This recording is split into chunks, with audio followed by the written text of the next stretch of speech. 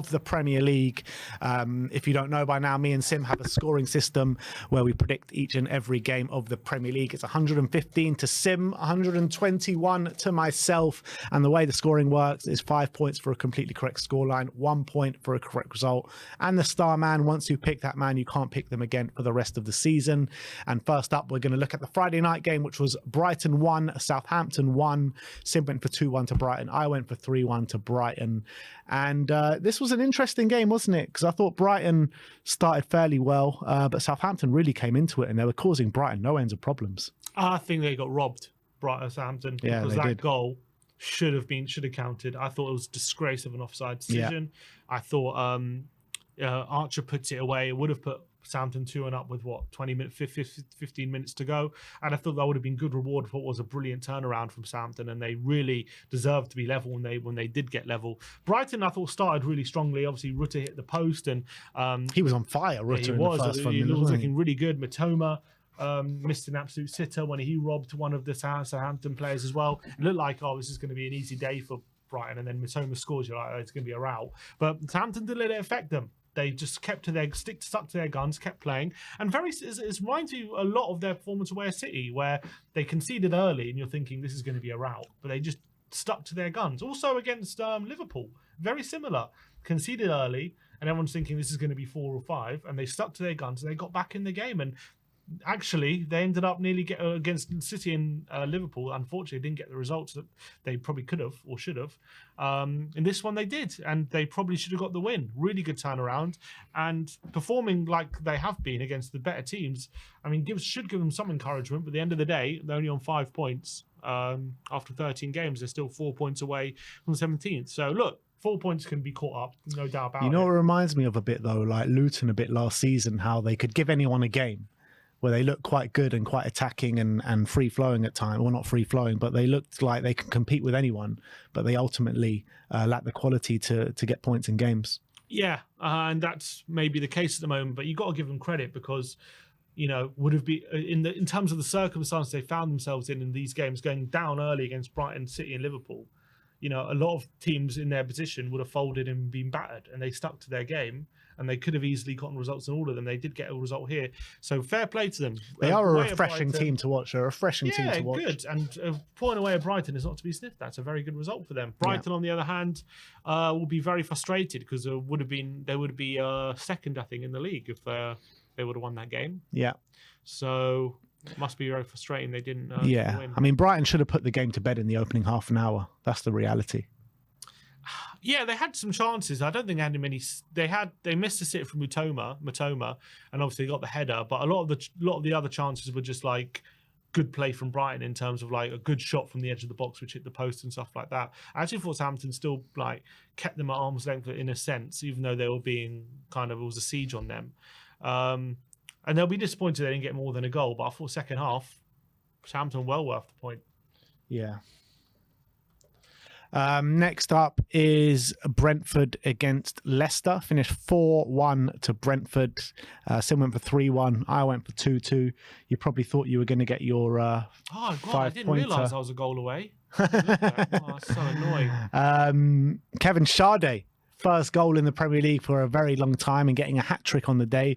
You're thinking maybe the Leicester regime is up and running with Leicester going 1-0 ahead after the 20th minute, but Wissa hits them straight back after like 4 or 5 minutes, and it was pretty much just one-way traffic from there, really. Yeah, another player having a very underrated season is Damsgaard. I think that's what... Oh, that pass for that goal for Damsgaard was insane. Brilliant. I think how many assists he got now this season? I think he's got like 5 or 6 assists now, and he's a player who took his time to settle into the Premier League, but it looks like he's really settling. That's his 5th assist and 1 goal as well. So a player who's definitely going under the radar for me. You've got to remember him from that goal he scored against England in the Euro semi-final a few years ago. Clearly from then, people have known he's got quality, and he's starting to show it this season for Brentford. And another win at home. How many wins at home has it been for them now? I think they're still the top of the league. 7 games, 6 wins and draw at home. Yeah. Incredible. They're also, in terms of top goal scorers, they're now second to Spurs when it comes to goals scored, which is mad. When you think about Brentford, they've probably conceded the most in something. They lost Ivan Toney as well. They've conceded 23, which is up there. Not the most, but it's in the bottom half. So their home form keeps ticking on. It's mad to think that their first 7 home games have all been, I think, against the bottom 7 sides, which is mad. So it's quite a run they're on in terms of the quality they're facing at home. But you've got to win them, and a team like Brentford are doing very, very well. Credit to them, and a very big win for them. In terms of Leicester, I think Van Nistelrooy was in the stands, wasn't he? So wasn't in charge for this game. So he'll know what a big job he's got on his hands. Obviously, they're right now in a massive. They're only 1 point clear of the relegation zone. A few weeks ago, they had a couple of wins and they were like 3 points clear, and you thought maybe they'll be all right, but clearly they're right in the thick of a dogfight. 4 out of 5 losses as well. So Van Nistelrooy's got a very big job. And what a season Wissa's having as well, man. 8 goals. He's having an unbelievable season. Says, I think when I was watching the game, the commentator said he's 2 goals behind Ivan Toney at Brentford now. Really? Wow. How mad is that? That is crazy. And they just seem to just get on with things, don't they? Brentford, whoever they lose or whatever, they just get on with it. And they haven't looked back since Ivan Toney left, which is fair play. They've just made up for it. But yeah, fair play to Sade. Really nice hat-trick as well if you watched it on the left-hand side. Good pace, good finishing ability. And he was one where it was really unfortunate because I remember when he broke into the Brentford side, I think it was 2 years ago now, he scored a banging goal in his debut, from 25 yards, very similar to that Kane goal against Arsenal, far corner. Yeah. And then he got a bad injury, he got an ACL, and he's been out for a while. And it's taken him a while, but maybe there's signs of him getting back to his best now. So credit to him. Next up is Nottingham Forest against Ipswich. Forest back to winning ways in a 1-0 win. Both of us went for 1-1. And you know what? I think Ipswich were pretty poor in this game, to be honest. I was expecting more from them. Chris Wood gets a penalty in the early stages of the second half, but it wasn't the greatest game of football. Yeah, poor game. And I think both sides, I think Ipswich obviously really struggled to create against a very solid, defensively solid. Ola Aina was brilliant. Ola Aina had a very good game. I think Forest we've seen they've been very resolute this season. It was just one of those games where it was basically going to take a penalty to separate them. Neither side looked like they were going to score, really. They got the penalty, they scored it, it kept Ipswich out. It was just as simple as that, really. I don't think Forest were that impressive, but when you're as good defensively as being this season, all you just need to find something, and you've got a good chance of winning the game. Ipswich will be frustrated because they've been decent in recent weeks, and this wasn't a great performance from them. But look, they're still 1 point away from, they're 2 points away from 15th, so it's right in it when it comes to relegation fight. Yeah. Wolves, Bournemouth next. It finished 4-2 to Bournemouth on the day. Sim went for 2-2. I went for a 2-1 win to Wolves. But, I mean, this was kamikaze from Wolves, wasn't it? 3 penalties conceded on the day. And 2 of them were conceded by Jose Sarr. The last one, he just got completely done by a shit pass from Craig Dawson. And every time Wolves looked like they were going to get back in the game, they gave away a penalty pretty much. Yeah. Lesson in self-sabotage for Wolves, I think, in this one. Mad, 2 goals in the first 5 minutes. Sorry, 3 goals in the first 8 minutes in this game. Bournemouth were 2-1 up. And they started very quickly. And obviously, as you say, Wolves have been in great form, and maybe that form that they've been in was allowing them to hit back as they were with some nice finishes from Strand Larsen. But Bournemouth just wouldn't wrestle away control of this game. It's mad. If you take away XG, if you take away penalties, the XG is probably quite similar, even though the XG on this one is 3.2 to 0.46. Each penalty is 0.7. Yeah. So each penalty would be 1.4. So Bournemouth weren't even good. Bournemouth weren't even good. If you take away 2.1 out of it, that would be 1.1. So it would actually be very similar, the XG, if you take away penalties. And those penalties were very much all shooting themselves in the foot a lot of the time. But you've got to give credit to Evan Nilsson. He's been brilliant recently for Bournemouth. He had a hard start to life, didn't he? But recently, last few month or so, he's really started to consistently do really well for them. I think it's all started against Arsenal. He played quite well in that game, and he's gone from strength to strength. And he got a last-minute equaliser against Villa. He got a goal at home to City, and he's doing really well. And those 3 penalties all came from his hard work, closing down the keeper, not giving him a second's rest. And he's one of those players who's really showing that ability to just continue to hassle and harry defenders. And he's got a decent scoring record as well. So fair play to him. But Clivert congratulations, first player to ever score a hat-trick of penalties in a Premier League game. Yeah, exactly. But you also got to give credit to, I know he was on the losing team, but Jacob Strand-Larsen, because he's come 6 goals now. He's come to the Premier League and he's kind of just fitted in straight away, just banged in the goals. 6 goals this season. Yeah, exactly. Because of Cunha's good form. Maybe he's gone under the radar a bit, but he's proving to be a pretty decent number 9 for them. Yeah, it's just a shame for Wolves because they were just building up a bit of momentum and they just shot themselves in the foot 3 times in this game where penalties they just didn't need to give away.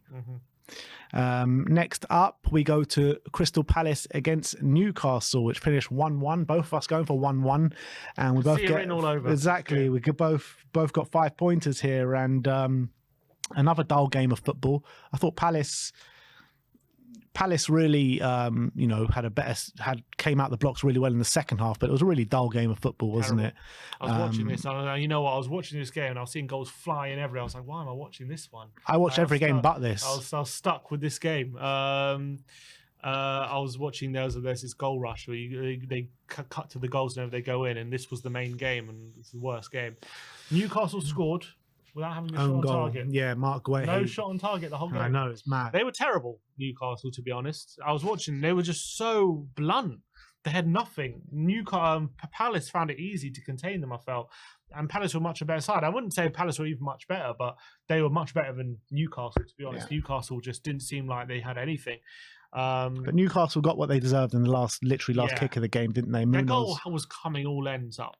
They had to get the goal eventually because they just had so many chances, I felt, Palace. And they were worth the point, well worth the point. Newcastle, they're probably worth the 3 points. Yeah, Newcastle were just poor, really poor. And off the back of what was a terrible result against West Ham as well, it looked like they were building some momentum, but there's a couple of backward steps now for Newcastle. But good point for Palace, but again, still only 1 win this season. Yeah. Let's go to West Ham. Arsenal finished 5. We'll just put quickly back to Palace. Only 1 win, but only 1 loss now in the last 5. So yeah. Building something, hopefully. West Ham against Arsenal finished 5-2 on the day. Crazy. Sim went for 2-1 to Arsenal. I went for, what did I go? 2-0. I went for 2-0. And Arsenal now have scored 11 goals at West Ham in their last 2 games, which is madness, absolute madness. But Arsenal in the opening, half an hour, they just completely blitzed West Ham. West Ham had no answer to what West Ham had. And, West Ham get those 2 goals back. And you're thinking, wow, West Ham actually making a game of this. But then, they gave away 2 penalties in the first half, West Ham. And after half an hour, the game was pretty much done. And the second half was pretty much a non-event. Yeah, what I'd say about this game is Arsenal blew them away in that first 36 minutes. Great football. Saka was causing all sorts of havoc. They just didn't know what to do, West Ham. They were getting... Odegaard was opening them up. That was a beautiful goal, the second goal. The way Odegaard plays it through to Saka and lays off a Trossard for an open goal. Havertz was on the end of a brilliant through ball from Trossard. But... in those last 5 minutes, Arsenal did switch off, and Wan-Bissaka gets in behind and gets a goal. Brilliant free kick from Emerson. I thought Wan-Bissaka was actually really good throughout. Yeah, and if that goes 4-2 in at half time, I think you might have seen a different second half. I think all of a sudden, the only team in the Premier League history to have given up a 4-goal lead is Arsenal, isn't it? Against Newcastle all those years ago. Czech Tiote. So, there were shades of something crazy happening. And then that penalty I think it was the last kick of the half. It was. What did you think of that penalty? I think it wasn't a penalty. I think they got lucky there, Arsenal, with that moment. I think the players rush over to the referee, and I've watched it so many times. So, I mean, there's brushes him, doesn't he? Barely any contact. But he does go off at half time, though. Gabriel, no, he went off because of an injury. He had an injury, not because of that. Not because I thought it might have been a concussion thing. Was it not? He said. It was, he's been struggling with an injury, hasn't he, Gabriel? And he said it was related to that. He said that, but I thought he might have just said that to cover up, because if he says it's a concussion, that means he can't play in the next game. I mean, that's one hell of a conspiracy, but I don't know. I mean, maybe. But Arteta's got previous of all this kind of stuff. I mean, there's no basis for that, but maybe that's the case. I can't see how he would have got a concussion from that. Sorry, I don't see how he would have concussion from being brushed in the face. Unless he fell awkwardly from it. Maybe that. But I think he really sold it. I mean, I was looking at him and he didn't seem hurt at all. He seemed like he was putting it on to get the penalty. He got a penalty. They got the 5th goal. The dark arts. And it was a non-event in the second half. No, it was once that third goal happened. I think West Ham lost all hope at that point. They were going to make a comeback. And look, got to give credit to Arsenal. 3-0 against Forest, really impressive. 5-1 away at Sporting. 5-2 away at West Ham. So they're really starting to turn the corner now. Yeah, they're back at it. They're really back at it. Yeah, lots of goals. Scoring. They're playing beautiful football again, which we haven't seen this season for a lot of the season. So good stuff. But they're coming into form at the right time for them. Really, the right time. The busy period. Games coming thick and fast. They've got to hope Liverpool start dropping points. Yeah, not at the moment. True. Chelsea against Villa up next. 3-0 to Chelsea. Sim went for 1-1. I went for 2-1. So I gain a point for this one. What is going on with Aston Villa at the moment? They just cannot buy a win at the moment. It all started off at Spurs, I think, when they lost 4-1 to Spurs. They haven't won a game since. Very big cause for concern for Unai Emery, because it doesn't look like they have major injuries or anything like that. They're just failing to impact and impose themselves on games. I mean, Cole Palmer, another brilliant performance, another brilliant goal. What a goal that was from Cole Palmer. But Chelsea, I thought, were probably good value for the win. Yeah, good win, 3-0. Resounding win in the end. Jackson gives them an early lead with a good finish after, I think it was Kamara got robbed in the middle of the park. They got the second goal. Who scored the second goal? I can't remember off the top of my head. I know Palmer. Oh, Enzo. That was also a nice goal. Palmer plays it into him. He just takes one touch and kind of half volleys it into the corner. Enzo's kind of coming into it a little bit. He was captain on the day, I think, yesterday. 7 goal contributions in his last 4 games. Unbelievable. I don't know if that's including Conference League, but just in the Premier League, I think he's got 2 goals and an assist in his last 2 games. Well, he got a goal and assist in the last game, didn't he? At Leicester, and a goal and assist this one, or just a goal? Just a goal, I think. This one, so. Yeah, maybe he's starting to have some form, because he just hasn't done it since he's come to Chelsea. But he's been in good form lately. It shocked me that he was the captain. They played kind of Caicedo in this hybrid right back centre mid slot, and interesting kind of flexibility there from Maresca. I would say Villa, the scoreline maybe flatters Chelsea a bit, because I did think Villa had a few chances, and Watkins had a couple of one-on-ones which he didn't make the most of. If he gets one of those, it could have been a different game. So fair play to Sanchez. Last season, though, Watkins is putting those away. Yeah. So at the moment, he had a poor start, didn't he? And then he got some goals, and you think he's back. And then last few games, when's the last time he scored? It feels like it's been a while now for Watkins. The last time he scored, he hasn't scored. Okay, a couple of games ago, to be fair. But he's only a penalty, goal. No? He scored. No, it was against Palace. But that was 1 goal in his last. Well, last goal. It's been 1 goal since mid-October. So it's not. He's not been great. But you got to give credit to Chelsea, because Chelsea were a mess in the summer. I know they had a bit of a late flurry at the back end of last season with Pochettino, but they sacked Pochettino. Everyone's laughing from outside, saying they got 1 million players. How are they going to do this? There's no cohesion there. There's no nothing. Enzo Maresca has come in. He's made it a bit of a family feel. He's got like 1 squad for the Conference League, 1 squad for the Premier League. It seems like a really happy camp over there. And he's made them really hard to beat. They've lost 2 games all season against Man City and Liverpool. But apart from that, they haven't lost a game. And maybe they're not playing unbelievable football every week, but they're not losing. And that's a big credit and testament to Enzo. I was watching some of the analysis. They're very aggressive. They're a very aggressive team, and he's got them hunting like packs. And look, they're doing very well at the moment. I can't deny. They're level on points of Arsenal. They're some even people saying in title challenge. I don't think they're in a title challenge in my opinion. But if Arsenal are, they are at this moment in time. You could. I guess you could say that. But I don't think they'll win the league. But you can't deny their forward line is frightening. That's for sure. That when you got on top of that, when you got the quality of Palmer to sprinkle in on top of that, they're going to be hard to stop. I still think, a bit similar to Spurs, they are quite open, and they didn't get exploited for it yesterday. Maybe they will in future weeks, but that front line, they could outscore anyone at the moment. So fair play to them, doing very well. They are doing very well. Next up is Manchester United 4, Everton 0. Both of us going for 1-0 wins to Man United, so a point on the board for each of us. Marcus Rashford with his standard new manager bounce and Marcus Rashford bounce. Joshua Zirkzee as well had a really good game, scoring 2 goals as well. And the Ruben Amorim era is up and running. I was watching some of the highlights. I was obviously watching at Spurs at this point, but I was seeing some of the highlights of this game. I think 4-0 probably flattened them a bit, just because Everton seemed to be just giving them goals at some point. They were just like, I mean, I think the last man got tackled twice for 2 of their goals, and the first goal they scored was a deflection. So it wasn't as if like this was like a vintage Man United performance where they were scintillating and like it was all from their good work. I think a lot of it was down to how bad Everton were on the day, but they did take their chances when they got them, and they were ruthless. And Everton very much struggled. Beto did have a couple of chances though in the first half an hour, and if he puts one of them away, it could have been a different game potentially for Man United. But also, you've got to look at it this way, that Everton are not conceding many goals at the moment at all. They've conceded like 1 goal or something, 2 goals in the last 4 games. They're very resolute defence, Everton. Not many teams, I know we battered them earlier in the season, but not many teams are going and battering Everton. So I think to score 4 goals against them is fairly impressive.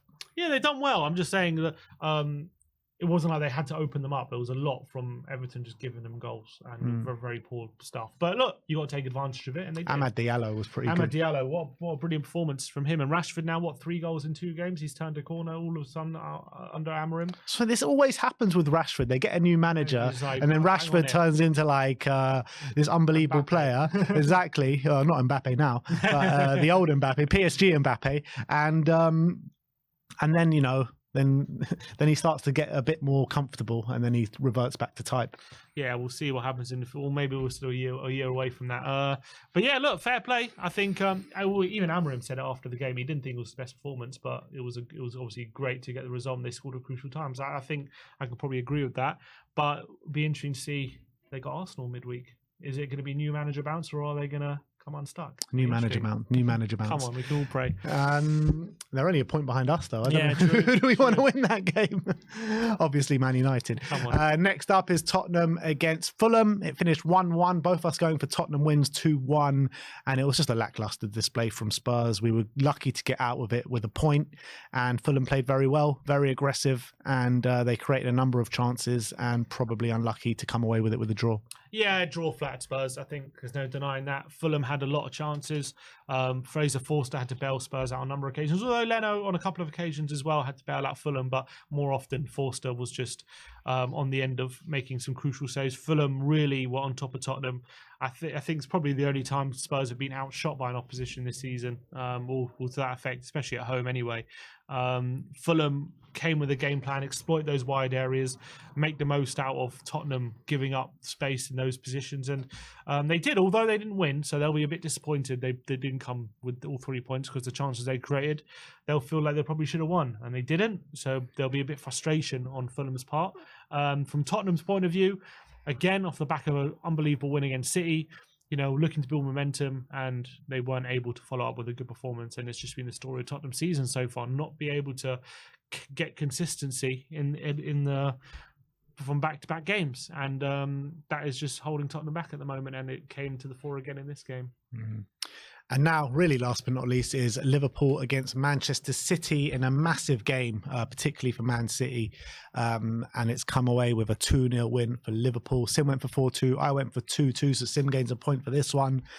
And Liverpool came out on fire. They were literally on fire for those opening 20 minutes, 25 minutes. And they should have put the game to bed probably in that moment. They had so many chances. That's Salah missed when he's one-on-one. Yeah, Salah, Gakpo. I mean, they all had chances. They were all having a go. And Man City just didn't know how to deal with it. They really didn't. Another poor showing, I thought, from Kyle Walker, which is signifying the end for him. But yeah, I mean, second half, they got the job done, Liverpool, but it should have been a lot more easier and convincing than it was. Yeah, I mean, look. 2-0's convincing, but it should have been a battering. Should have been 3 or 4 for sure, with the chances Liverpool had. City, I mean, they had one chance the whole game, wasn't it? De Bruyne right at the end when it was already 2-0, and that came from Van Dijk slipping.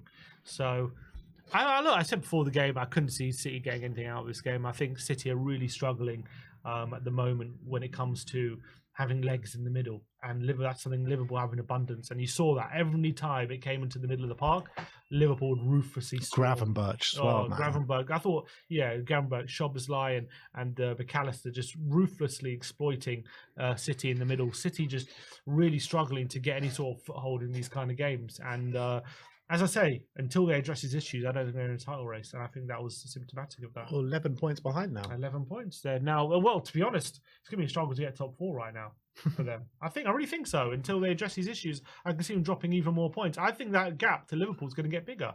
I really do. Yeah, but they don't need to. I'm talking about top 4. Like, they are level on points with Brighton at the moment. Fifth could be Champions League this season. It could be. According to Opta, there's a 93% chance. Surely things start turning around for Man City at some point. I'm not saying they're not going to win another game, but in terms of what I'm seeing at the moment, I think it's good. They're in a top 4 battle. I really think so. Yeah, I mean, at the moment, can you consider someone 11 points behind being in a title race? No, if you're that point, until you put yourself back in it, you're out of it. Yeah. Yeah, so it's definitely worrying for Man City. I mean, it's only 2 points away from Arsenal and Chelsea, which is mad to think about. They've lost 6 of their last 7 games and only 2 points away from Arsenal and Chelsea. Yeah, and they've lost 6 out of their last whatever games, as you said, and they're 3 points above us still. Yeah. Madness. But yeah, Starman, Sim went for Danny Welbeck, I went for João Pedro. Both of them did absolutely zilch. Whenever we do head-to-heads in one game, nothing ever happens. Both players do nothing. Yeah. But yeah, that is it from Review the Prem. As it stands, 124 points to Sim, 129 points to me. So the gap is getting ever so tight here.